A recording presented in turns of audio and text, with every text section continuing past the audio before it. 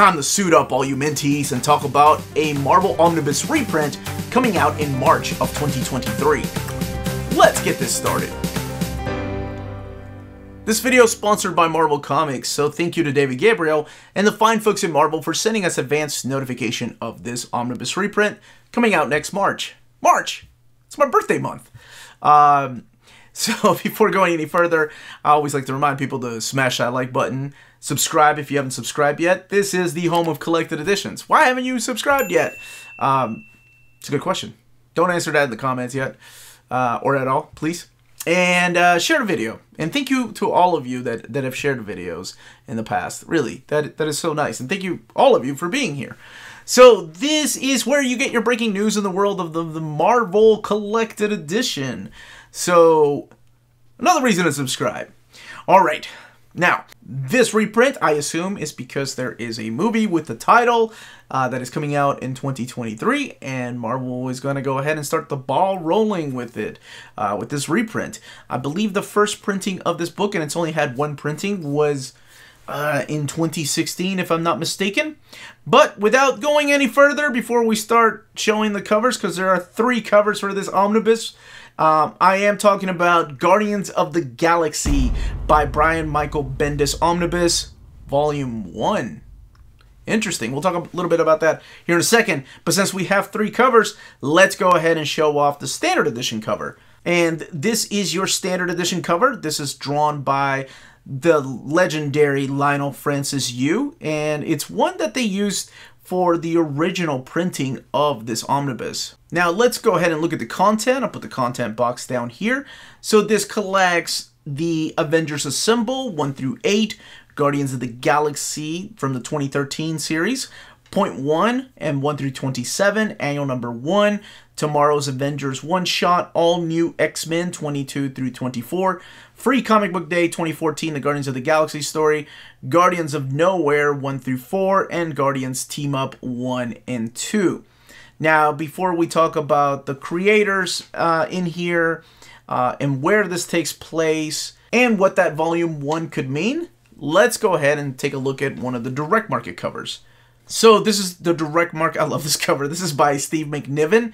Actually, I think this was a direct market cover to one of the earlier oversized hardcovers, or maybe even the Avengers Assemble OHC.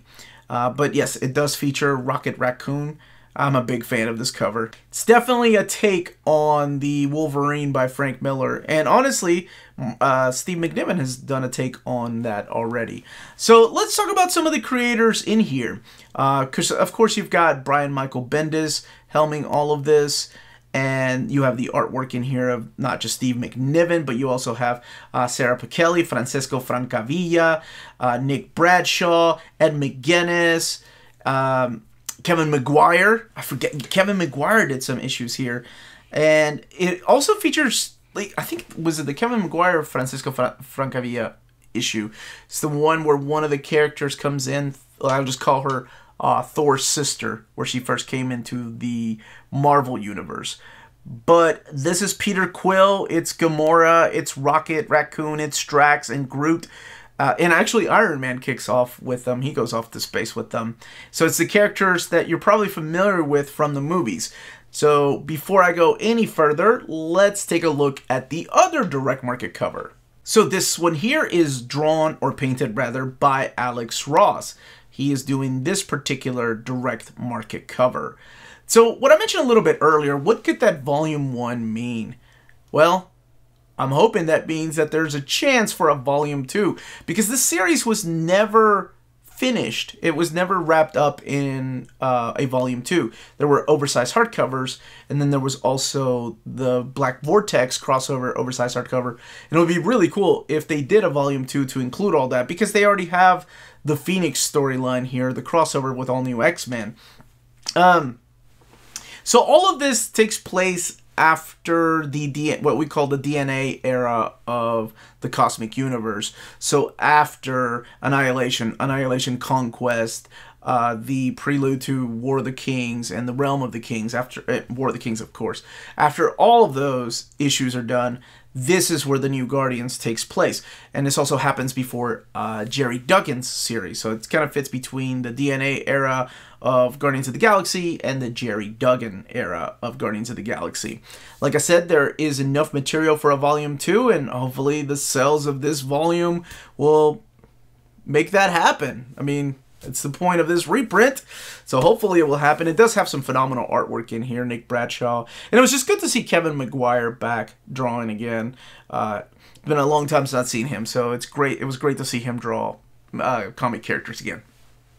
So, oh, I forgot, Mark Bagley also did the Avengers Assemble 8-issue series, which sets up this new Guardians of the Galaxy, and that's why Tony, Iron Man, decides to go up into space with them.